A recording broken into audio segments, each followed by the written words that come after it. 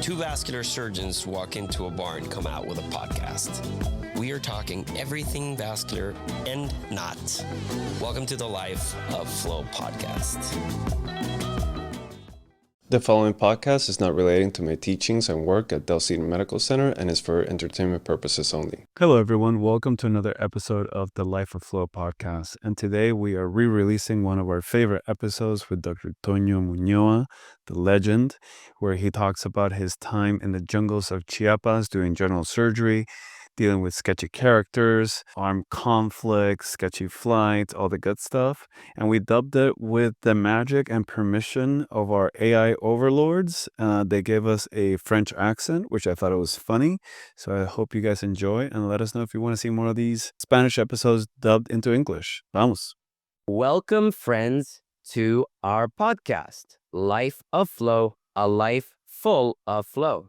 It's just that flow in Spanish doesn't sound as good. Okay? It can be more confusing. And today, I have the great pleasure to have not only a mentor, a person I have always looked up to, whose career I have always followed closely, but also an excellent friend and essentially family, Dr. José Antonio Muñoa Prado, anesthesiologist, vascular surgeon from Mexico. Welcome, Antonio. How are you? Thank you, Miguel. Thank you, Lucas. Congratulations. I wish you a lot of success in this project. As with everything you do, it will be very successful. I think the idea is fabulous. And yes, Life of Flow sounds, if you translate it, it would be something like the life of current, right? I mean, the life of the current. The life in the flow. Yes, going with the flow. Very nice title. And being able to talk with you in these moments shortens the distance and we can chat. Thank you. No, welcome, really, Toño. And Life of Flow, essentially, we talk about whatever comes to mind, right? It's about bringing those moments when we occasionally meet at conferences, and at the end of the conference, we go to the bar, have a beer, and talk about life. So in these podcasts, you'll hear about medicine, science, art, religion, music. And today, despite our guest being a prominent vascular surgeon, a thought leader in the area of critical ischemia, in Latin America. Toño, most people know him well, but Toño is a person who has been a natural leader, president of the Geological Society of Mexico. He has also been leading professional associations in the area of diabetic foot and has developed perhaps one of the most important centers for endovascular therapy and, in general, multidisciplinary management of the diabetic foot in Tuxtla Gutiérrez, in the south of Mexico. But despite all those things that Toño is, and despite all those accomplishments on his resume, I don't want him to talk to us about that. I want Toño to tell us a little about the jungle. And for those who don't know, I'll give the floor to Toño and let him give us a little introduction, but I want him to talk to us about the jungle, what the jungle means to him, what an interesting time in his life as a doctor in the jungle meant, and you'll give us a bit of an illustration of all that. But that's what we wanted to talk about today, Toño. And we didn't tell you much, right? You connected today purely on faith and blindly without knowing what we wanted to talk about. But hopefully you're interested in the topic, and I would like to see what you think. How about we delve a little into that period of your life? And it says, we're not going to talk about medicine today, right? I think it's fantastic. We will have to talk about medicine because it was medicine that eventually took me to the jungle. But I think it's fantastic because this, it was in 1994. Just imagine, we're talking about many years ago that I went to live practically 3 years in this area. If you'll allow me, I would have to start by telling you that in 93, the end of 93, I was in medical residency in the north of the country in a city called Hermosillo, Sonora, which also I have fond memories of that city. But Toño, you are originally from Tuxtla. I am originally from Tuxtla Gutiérrez, but since the age of 6, due to family situations from my parents' divorce, my mother moved with us, with my siblings and me, to the city of Guadalajara. So since the age of 6, I have not been present in Tuxtla Gutiérrez. In a physical way. I was family, my father, my grandparents, my cousins, Part of the family was there, but I didn't really live there. And I also really visited sporadically once a year, maybe once every 2 years, Tuxtla Gutierrez, right? But and the same reason of wanting to know your land and wanting to understand where you come from and the origins on your paternal family side made me decide to go to the jungle. But the important historical framework is that Go ahead. at the end of 93, if you recall, on January 1st of 94, a revolutionary movement began in the south of Mexico, right? In Chiapas precisely, which was the armed uprising of the Zapatista Army of National Liberation, led at that time by a subcomandante who called himself Marcos. That starts on the 1st of January 1994, right? I was missing still about 5 months away from finishing my internship and being able to go do my social service, right? Seeing this happening, it motivates me even more to try to go to that area, to the conflict region. Finishing my internship, I immediately looked for the offices available in Chiapas. And well, nobody was going over there, right? At this moment, and without getting close to a family unit that Tonio, sorry to interrupt you without getting into much political detail, but to understand and to set the stage, as the Americans say, maybe the trigger point from what I understand historically was also that the United States and Mexico Free Trade Agreement was being created. And when this starts to happen, there's the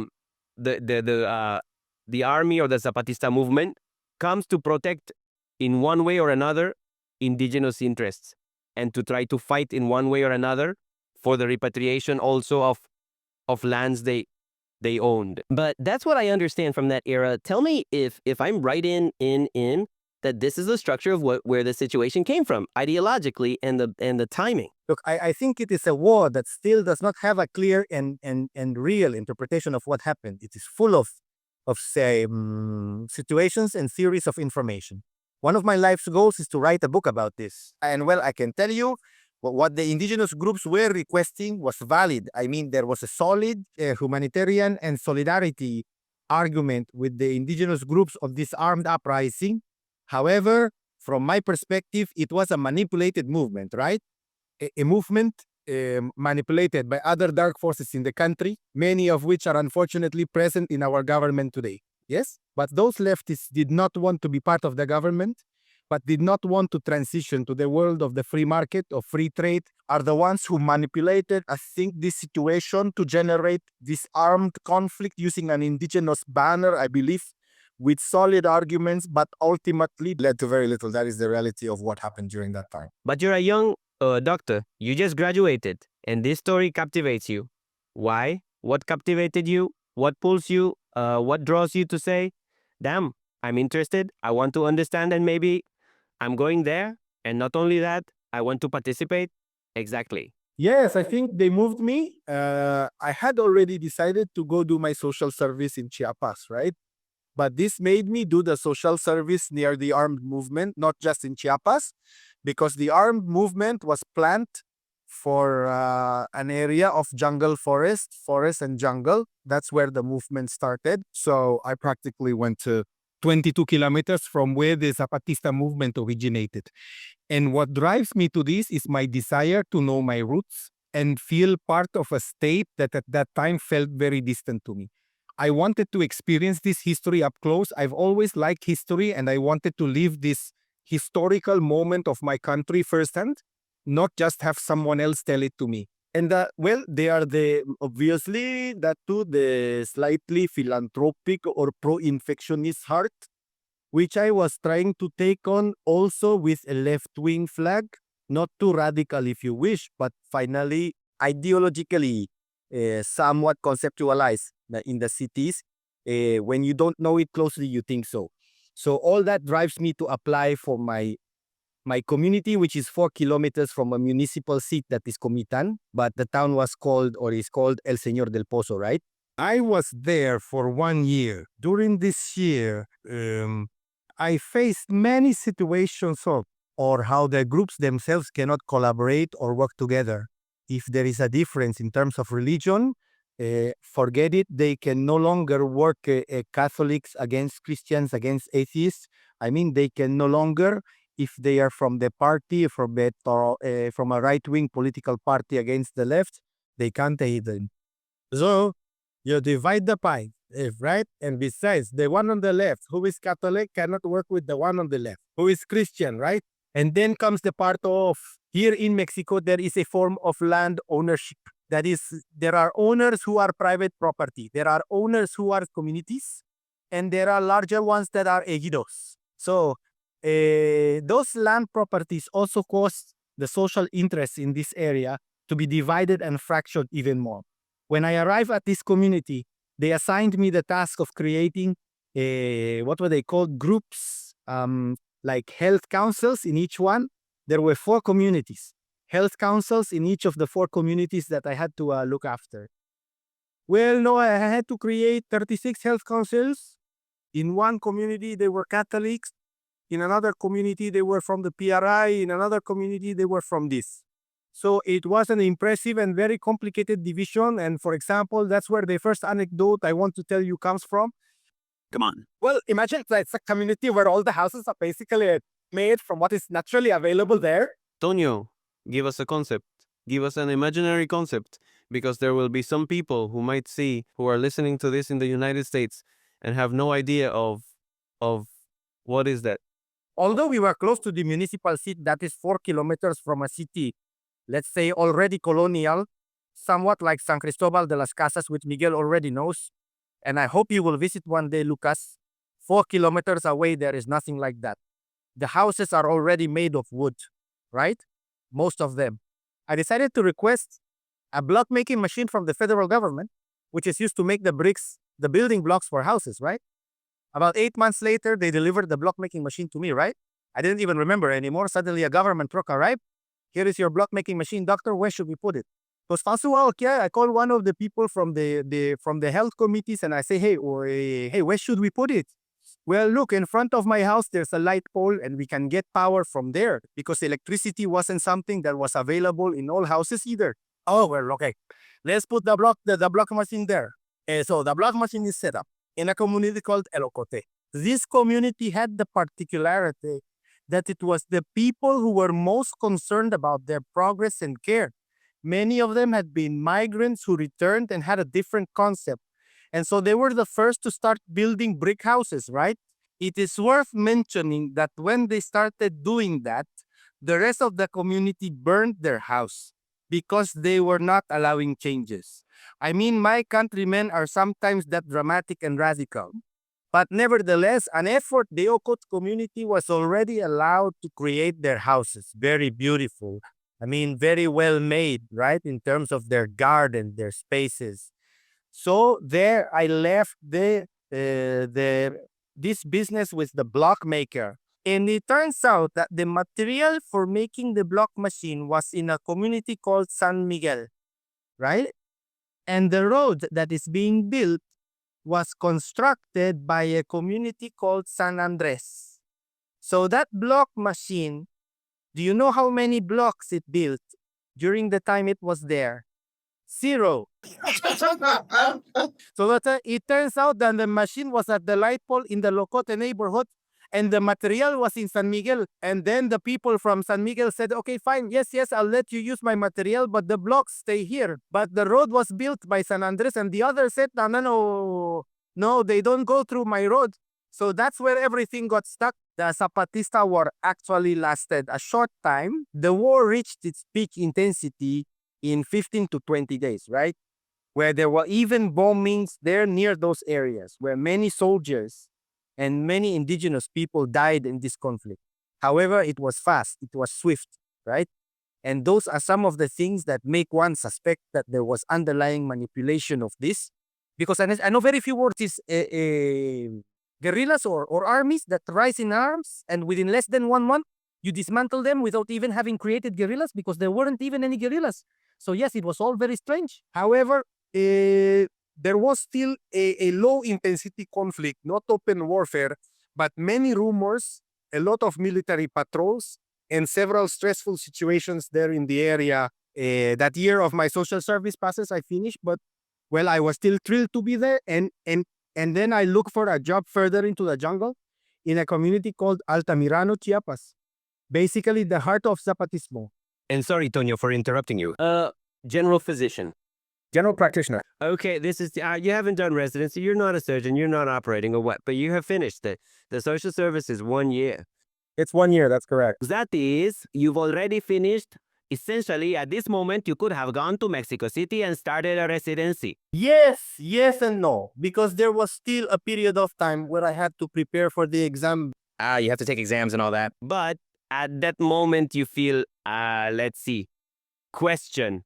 Ideologically, at the end of this year that you have been in the community where 0 blocks have been made, but ideologically throughout this year, are you already identifying 100% with the indigenous community of Chiapas? I start to know her better. I stop idealizing her, because that's a problem for many people who live in cities and who have very brief contact with the community.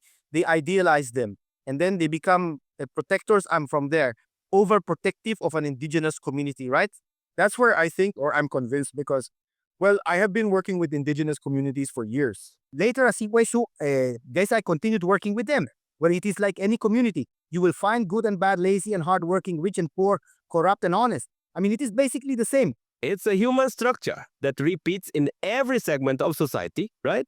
Yes, the topic of the concept of the religious concept is different. Even though they are, let's say, Christianized, the reality is that the concepts are different. Here, for example, they continue to uphold a lot of the Mayan themes, right? The Mayan theme of the underworld, you know?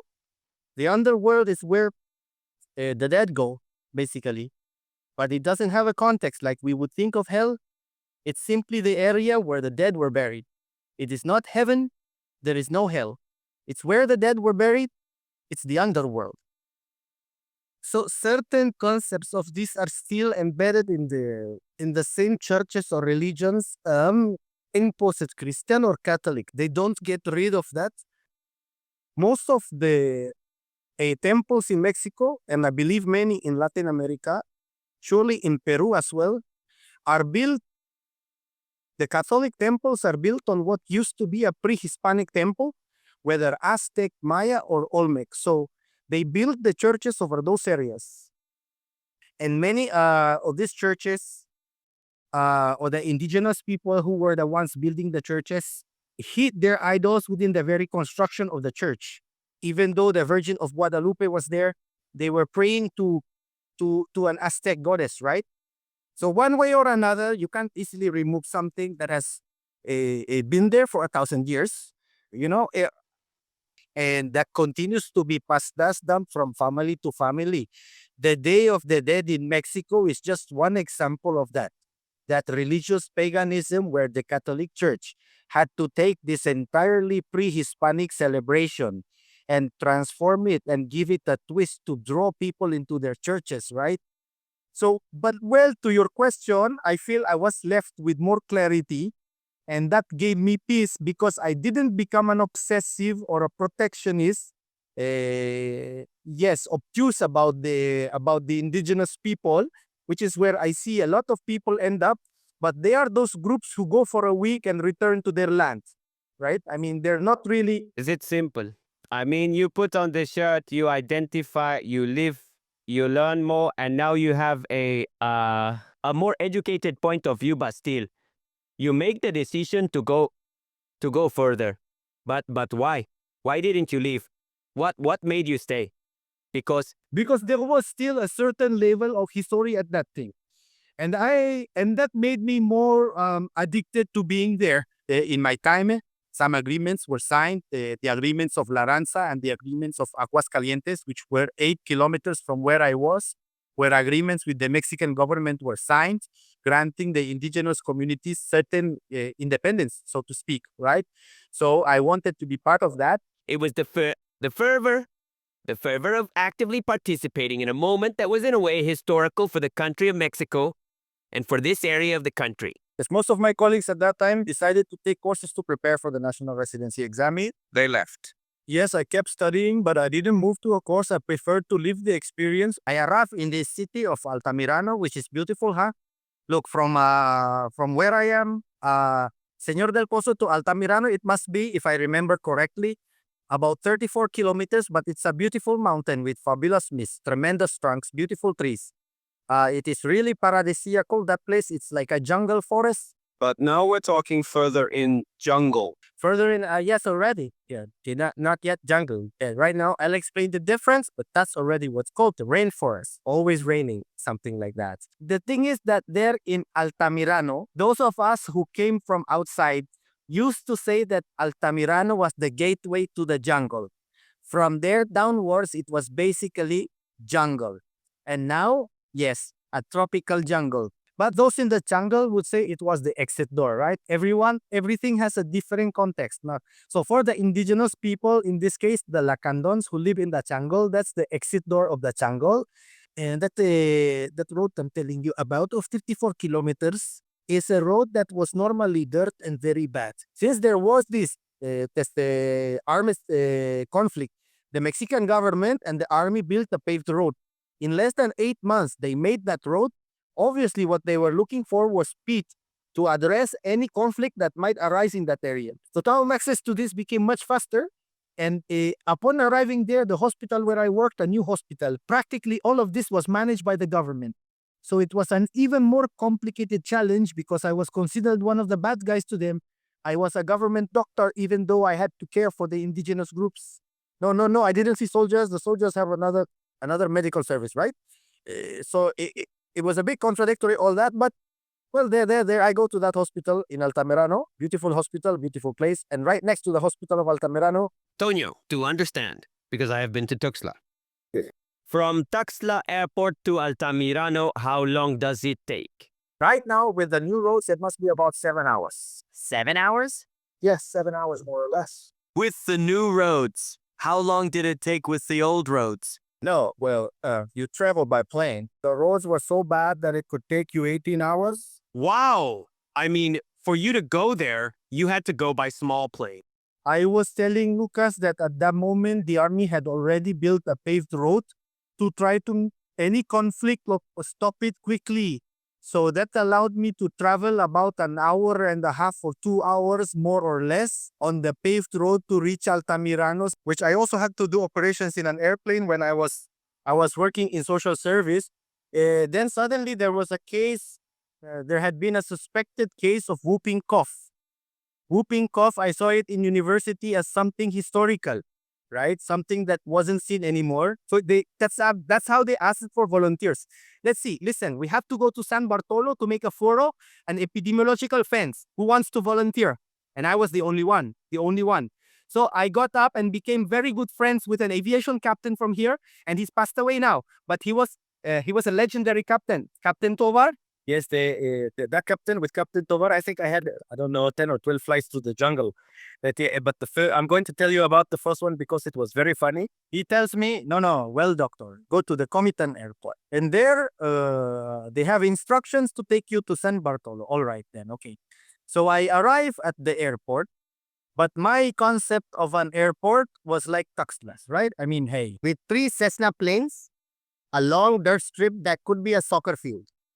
But no, not paved. No, not paved, of course not. But then there was a huge map in the Chiapas office where all the airstrips in the state were marked. And I would turn it around, and I swear there were like 60 pins there on the map, right? And I was saying, wow, just what infrastructure here in Chiapas? Because, well, I didn't really know my state, right? How dumb. How many airports are there here? And no, what the little plane was, what they were marking there was a plane where the small plane could land. Exactly, a landing strip. A good person, Captain Tovar, I must acknowledge that, for example, there were many indigenous people who needed to leave due to health issues. And although he didn't charge them, right?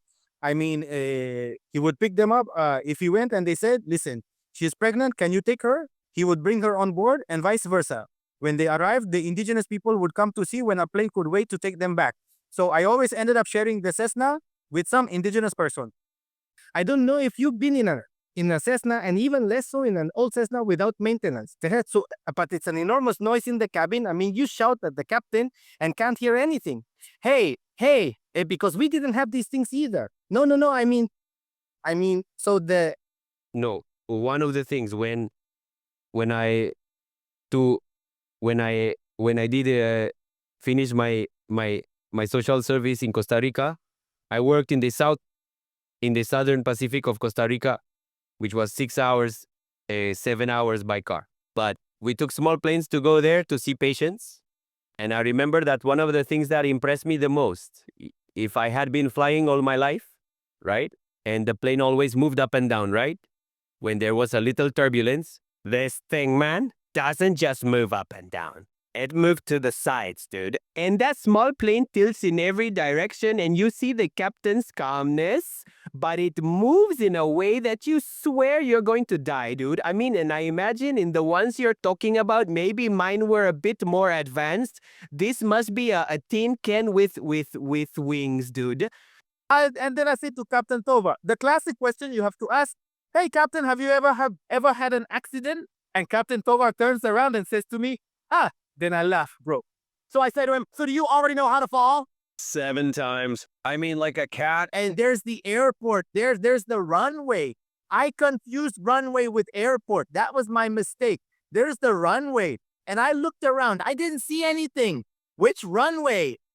Now I'm going to go down to notify that I'm going to land. So what the plane does is take a turn, go down, and it's letting the community know that it's going to land. And then the community moves the dogs, moves the goats, and they notify me to land the plane. Now I've landed. I am there with my white coat, my briefcase, and all my things.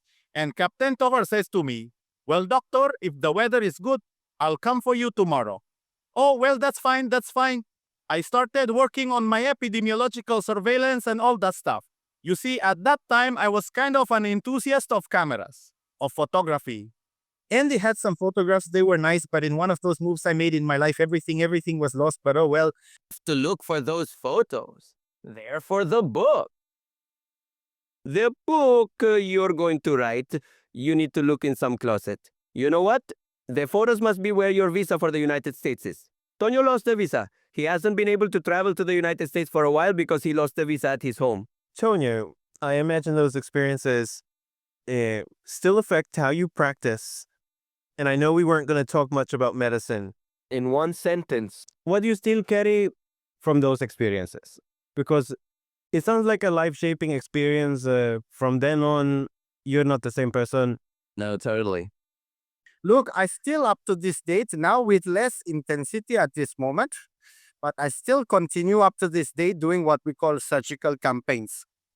So we take you, as we continue mobilizing with my team, and I must say that my team never backs down, and there we go halfway into the jungle, now by small plane in cars and units, and we do practices, right? We perform procedures, in my case, varicose veins, which is accessible for that area. And then my partner is a general surgeon, hernias and gallbladder surgery.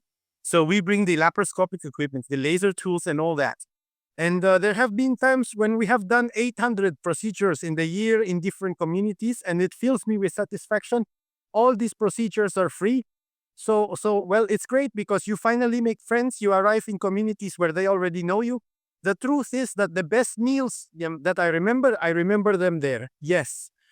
I mean, where they kill the chicken, which they normally don't do, so we can eat with them and things like that, which I cherish very much.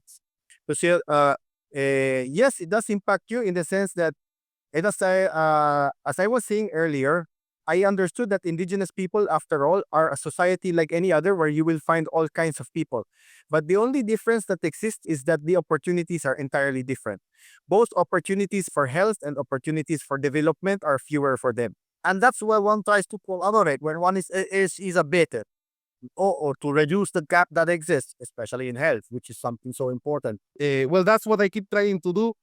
And in terms of more expensive materials, like endovascular procedures, which we haven't been able to, although I've had the project to bring them to the communities. I want to one day have a trailer that carries us and the ark on top of the trailer, right? And that still hasn't been achieved. What we basically do is try to reduce costs as much as possible. Miguel has been with us, and I tell him I do off-road surgery because it's surgery using things you wouldn't even imagine, right? Yes. Here I am doing off-road surgery, and we've managed to do procedures, let's say, for $1,000, $1,500, all included. Yes, I think That needs to be documented because that's information, right?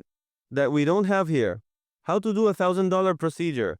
It needs to be documented and placed somewhere because these are ideas that need to, I mean, we can all learn. the point here. I mean, we're in a podcast, and I think that the virtue of talking about these things is to open to talk about what you can't talk about, right? Exactly. So the main issue here is that your resource, you have to use it until it says enough. And that sometimes involves irregular topics, right? So, suddenly a 035 guide we have to reuse. Of course, with all the care, we have to put it back and use it again. That allows us to greatly reduce costs. There are materials that are impossible to reuse, especially the smaller balloons. They increasingly make them more fragile, so it's more difficult to recover a balloon. But it's how we often do it. I mean, and this is a topic that I can tell you all of Latin America does. All of Latin America does it for one reason or another, right? Some may do it to earn more pay, others to want to do more. I don't know. And it's a topic that I think is worth addressing and discussing. Well, let's see, because it's also an environmental issue, right? I mean, it's also a matter of many situations.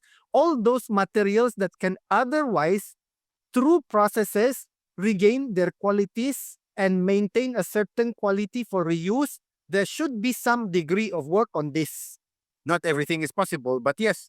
So a part of achieving that, well, is that right? It's trying to take it to the maximum.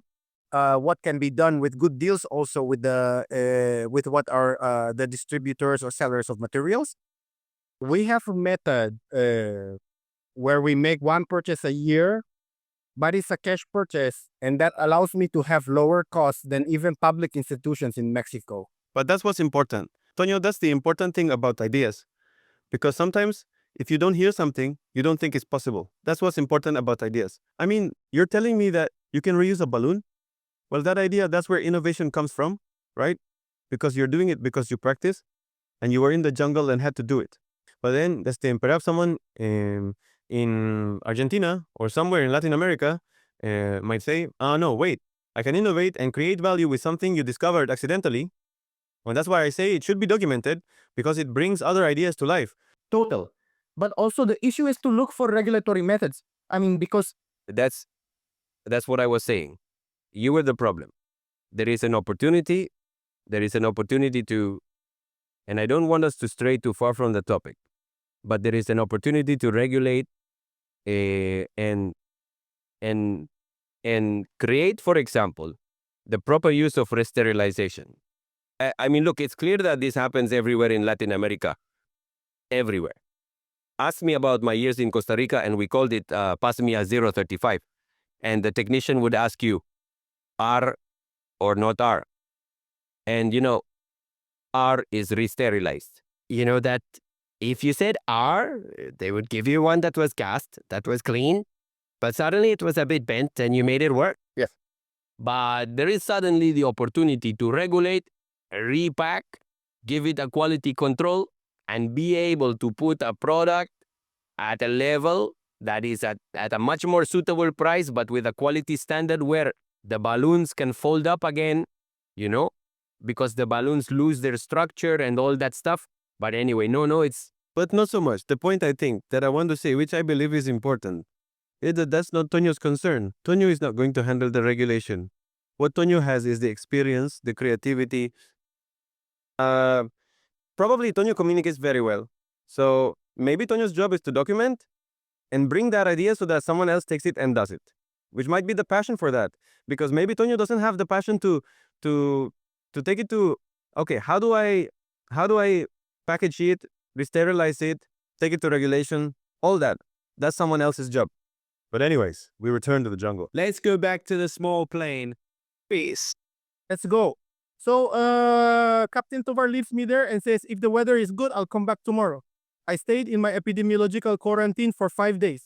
I spent 5 days sleeping in the little school, it was like a big shack. Yes. And obviously, I only brought a change of clothes, right? So, but anyway, it was a great experience eating with the community. Few spoke Spanish. I mean, as I still had to communicate. It was with few people who spoke there. And every morning I would look at the sky and it was cloudy and raining. And I said, no, well, another day until it seems like today it will clear up. Captain Tovar didn't arrive until I slept 5 days in a row. And who fed you? What did you eat? There with the community. The community feeds you. I mean, honestly, it's They take care of you. They help you there, or whatever it is. no, they are supportive. And obviously you are with them as well because you live there, being on your feet a lot, but you ended up talking and consulting with children, with the elderly, with everyone, right? Well, I was extracting teeth, I was doing that as well. So, Sam, that was before I went to Altamirano, Chiapas. In Altamirano, my role was more like that of a hospital doctor. There was already a surgeon there, a gynecologist, an anesthesiologist, and an internist. Let's see. To understand something, is this the most jungle-like place you've been or not? Still. Yes, there in the hospital, it was the most jungle-like. And it was, I would tell Lucas, we called it the gateway to the jungle. Okay. So, in that area, where I was for about a year and a half, I think, well, just strange people, right? Imagine a surgeon wanting to go to the jungle. I mean, very strange and interesting people, right? There was a chess champion there, really good at chess. The scoundrel. There were, they had very unique personalities. So the conversations we had were, well, very deep, very interesting. Who was paying the salaries here for that? This is a government hospital that, for reference, to get there, about 7 or 8 hours from Tuxtla Airport. From the Tuxtla Airport, yes. Yes, okay. But already here, and you were a general doctor. Yes. Okay. So imagine that all the doctors rented a house in Altamirano. There were already buildings. It was which is the municipal seat, but there are constructions of blocks, right? Of cement, you see. So these constructions were very, very basic, like basic, with these sheet metal roofs. Yes. We rented a house among several of us, which was more like rooms than a house. We shared a single bathroom where we had to go outside to the patio to get to the bathroom. So we rented there among the doctors who were with us. So, and we were on call, AD. One day we were on call, the next day we were not. Like that for a year and a half. So the reality is that all the conversations that were had there, and well, obviously always accompanied usually by a good drink, made for very, very good nights, very good evenings. There was a friend who played the guitar masterfully, and well, very, very nice. I remember that whole area with much fondness. In this area of Altamirano, basically the entire community was Zapatista. Everyone. And our stretcher bearers, the people who worked in the hospital, were Zapatistas too. Because they were also being paid. But they were Zapatista. I was explaining to them that next to the hospital, there was an army barracks. That army barracks was also made of wood, meaning it was not a consolidated barracks, right? It was a barracks they had set up there, but it was big. It was curious. It had a flag. It was already the Mexican flag, but they also had a pennant. That pennant indicated the state of alarm or alert in the area. So white means peace, which was never white, right? Blue, I don't remember, but blue was the one mostly used. Yellow means the blows are coming, and red means the blows are happening. So every morning you would look at the banner to see the mood of the people, right? To see how the situation was. No, obviously there is no internet, no way to communicate, no news, nothing. The way to communicate was by radio, through a radio, right? That was where you suddenly found out about things every 15 days. I would leave there and go to Tuxtla Gutierrez for a weekend. So that was like my period of contact with civilization. But let me share this anecdote. That is And that hospital, Tonio, is that hospital still there? still. And the barracks, the army barracks, has now become a mega barracks now. Interesting. But it's still there. And how close did you get to bullets, bombings? How close were you? In Mexico, independence is celebrated on the night of September 15th, right? It is so that date is very representative for Mexicans and in many places in Latin America similarly, because we live the same independence throughout Central America. Yes, same Costa Rica. So, but it is an iconic date, right? Then the holiday of the 15th of September was coming, and it was a holiday because that day is not a work day, but I had to stay. I was on duty and had to stay the whole time. But all that week, there was a lot of noise. The flag was at yellow. But there was a lot of noise about the Zapatistas coming in and they're coming down from the mountain. As you said, the Zapatista headquarters were supposedly in the mountain, but right there in the mountain in front of us. So where the Zapatistas were going to come down to attack, let's say, the important cities, they had to pass through us first. So it was very, very intense. All this rumor, right? This strong rumor, all the small businesses, the few businesses that were in the town closed down.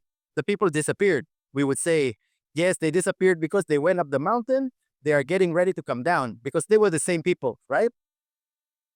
The one who And that night, no, I mean in the town, saying the same one who lived in the town. yes. It was part of the From the group Zapatista. Yes. Yes, exactly. It was like the secret police of the Zapatista. They would see which doctor was really a good person, who knows what, who spoke well of the Zapatistas or who did not. For all that, right? But well, there I am on the 15th. Half of the doctors and nurses and everyone left because normally many would stay there.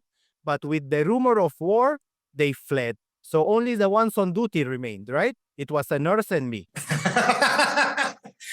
Because the surgeon and everyone left, they didn't care. No, there were like 3 nurses and me, but well, so I stayed there. The rest residency room was tucked away in the hallway, let's say in the hospitalization area. They were general wards, not rooms, general wards with about 10 or 12 stretchers each. So the little residency room was there. Yeah, and then it started to give it's very early, like at 11 at night when I'm already going to sleep, and it's 11 at night, I go to sleep, I'm leaving, I fall asleep. And then I start to hear gunfire and shots firing like this. And suddenly I hear screams in the hallway, nurses screaming. So I was going to go out, but right in a hospital in Reconcingo, when the armed conflict started, the doctors who went out, they were shot. I mean, because the army was there and the army didn't care if it was a Zapatista or not. They weren't there. So whatever moved, they would shoot it. So many doctors died just to find out what was happening. And there they died. Then I remembered that and said, no, here, let them find me. I mean, if it's the Zapatistas coming in, I'm a doctor, I can help them. And if it's the army, I'm the doctor. I mean, the worst I can do is go out and get hit by a stray bullet, dude. So I stayed there, right? I stayed and suddenly there was a deathly silence. I mean, nothing. After the screams and this and that. And besides, you could see the lights from the curtain that faced the road, the movement of lights and all that. Then, and I stayed there and said, they're going to come in right now. They're going to come in right now. I mean, they're going to come in with... I even moved to the side so they could see me and there wouldn't be any suspicion of anything. For you all are going to come in. You're going to come in. You're going to break down the door and come in. And they're going to come in and come in and come in. And I start to feel sleepy and I fall asleep. And then I wake up, open my eyes, and it's already daytime. Then I say, gee, they forgot about me. So I carefully open the door, look one way, then the other, don't see anyone armed, don't see anything. And I start walking and look at the bed modules, right? And there were the patients, right? As if nothing happened. And I get to the nursing station, and there the nurse is preparing her medications and all that. Then I keep looking at her and say, hey, miss, what happened? What happened yesterday, doctor? What do you mean what happened? What happened yesterday? The gunshots, the screams? And she starts, oh, doctor. She starts laughing. The problem was that since it's September 15th, the independence of the municipal president of Altamirano was also celebrated. There were fireworks, bursts, haste, fireworks, right? Fireworks. And those fireworks were what sounded like gunshots. But people were so stressed that they thought they were gunshots. They ran out screaming and left in their cars. Those who had the cars and left the hospital, those who could leave the hospital. So now nothing happened, right? In terms of real gunshots, the only situation I had was in a when I was going precisely on the highway, what's it called? Where there's a checkpoint of this. Just as I was passing with a vehicle, there were bursts of gunfire. But at the checkpoint, not directly at the vehicle. So anyway, to the ground, right? To the ground and wait for it to pass. But it was, let's say, the only real mishap involving a firearm in the area where I was, right? So that anecdote is good. I mean, the closest thing to an armed war was fireworks. Yes, yes, yes. And the brave doctor who decided to sleep. You survived and your poor patients outside, but you survived with artificial war dreams. But Tonyo, a question. Never did you I am sure that there you knew the Zapatistas. You somehow knew who they were. There were some who lived in the village in some way or another, and it was probably something known. At no point did they ask you to go to where they were in the jungle, suddenly to see someone, perhaps a pregnant woman, something like that, needing help? Or did they come down to the town and bring the person? How did that work? The healthcare system in this area in Chiapas and to this day is the hospital, and there are several units which are a clinic with a doctor or a clinic with a nurse, yeah? And they are the ones who retain the patients at the unit. There are mobile units that go for the patient, or even there could have been air units at one point. But there is the Zapatista community had complete distrust of the government. So with us, we were the last option. There also existed a hospital, which is the first hospital in the jungle in the world, I believe. Mexico, well, in America, which is I'll tell you what it's called in a moment. Santa Maria Clara, something like that, which is right there in Altamirano. That hospital was founded in 1920 by some Dutch nuns. And let's say that hospital was the one that had the affection of the community, right? But so with this issue of Zapatismo, many doctors stopped going. So many times it was only the nuns who took care of what they could there. So sometimes they themselves would send us the patient when they knew surgery or something else was needed, right? Living in the jungle was something very pleasant. In fact, I no longer wanted to live there. The only thing that motivated me or that didn't allow me to be completely happy was that I wasn't a surgeon. In other words, I had that pending in my training, and that's why I took the residency exam. But in my mind, it was pass it. I go back, right? But well, you start to encounter that now you want to do vascular surgery, and now you want to do non-vascular surgery, and before you know it, those dreams start to fade. But I think going back in one way or another to Lucas's question or comment about how it has changed you. Let me tell you from an external perspective, through so many projects that you and I have had, that we don't give up.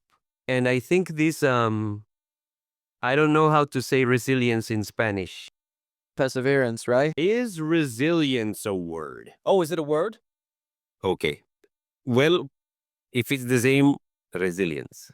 I honestly believe that the listeners or podcast listeners who are listening in one way or another can identify with the resilience that we doctors must have, especially in the Latin America area, to move these projects forward.